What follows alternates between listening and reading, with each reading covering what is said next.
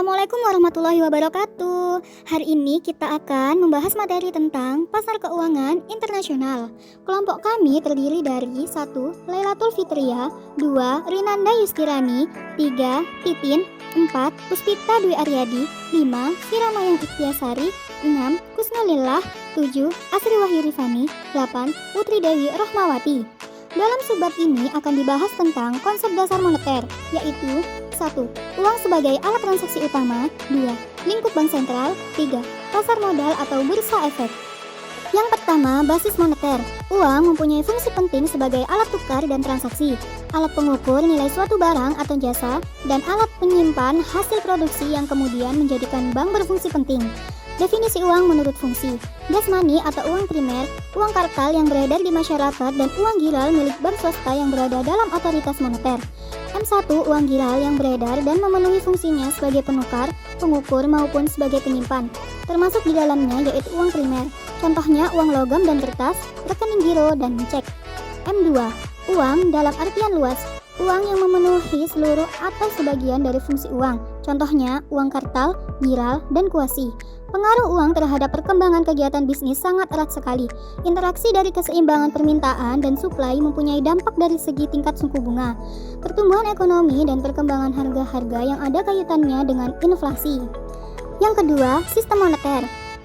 Bank sentral mempunyai tugas utama yaitu menetapkan dan melaksanakan kebijakan moneter, mengatur dan menjaga kelancaran sistem pembayaran, mengatur dan mengawasi bank-bank. Sasaran kebijakan moneter terutama ditujukan untuk meningkatkan pendapatan nasional, stabilitas tingkat inflasi yang wajar, dan keseimbangan neraca pembayaran. Yang ketiga, pasar modal atau bursa efek. Pasar modal ialah tempat perdagangan instrumen keuangan jangka panjang, sedangkan bursa efek ialah pihak yang menyelenggarakan dan menyediakan sistem atau sarana untuk mempertemukan penawaran jual dan beli efek di antara mereka. Efek di sini adalah surat berharga berupa surat pengukuran hutang, surat berharga komersial, saham, obligasi, tanda bukti utang, unit penyertaan kontrak kolektif, kontrak berjangka atas efek, dan setiap derivatif dari efek. Yang keempat, kerjasama multilateral.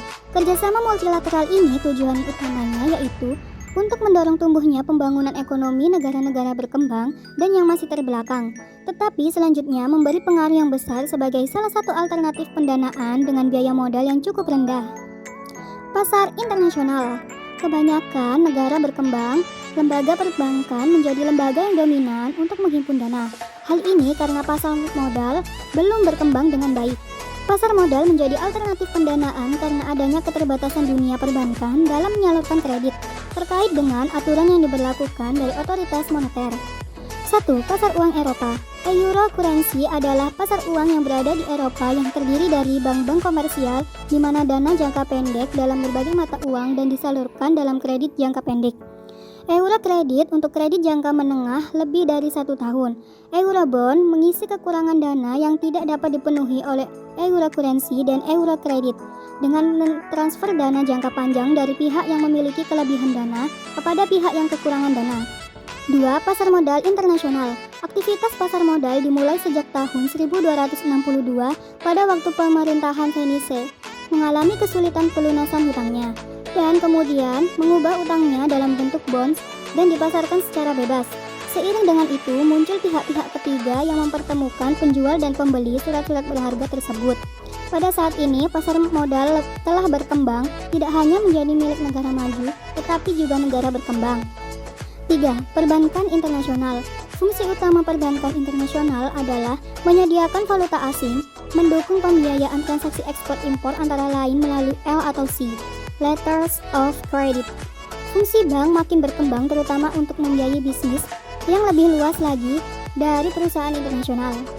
Lembaga keuangan internasional. 1. Kelompok multilateral. Kerjasama ini ada yang terbatas untuk membantu negara-negara anggotanya dalam melakukan pembangunan ekonomi dan tidak terbatas untuk membantu sama sekali bukan anggotanya. 2. Kelompok Bank Dunia. Tujuan utama yaitu untuk menyediakan pinjaman dalam mengurangi kemiskinan.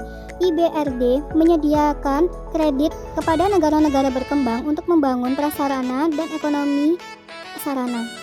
3. International Monetary Fund atau IMF. Tujuan utama yaitu untuk menciptakan stabilitas nilai tukar kurs dan memberi dukungan terhadap kestabilan neraca pembayaran. Uni Moneter Eropa atau UME. 1. Perkembangan institusi. Gagasan awal mata uang tunggal Eropa dimulai sejak tahun 1950 pada waktu Menteri Luar Negeri Prancis Robert Schuman mengusulkan penyatuan produksi dan perdagangan batu bara dengan Jerman.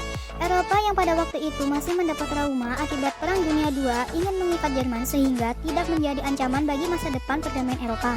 2. Dampak pembentukan UME. Beberapa keuntungan internal Eropa dengan adanya pasar tunggal Eropa yaitu terjadinya spesialisasi perdagangan dan pembagian kegiatan ekonomi di zona Eropa sehingga lebih efisien.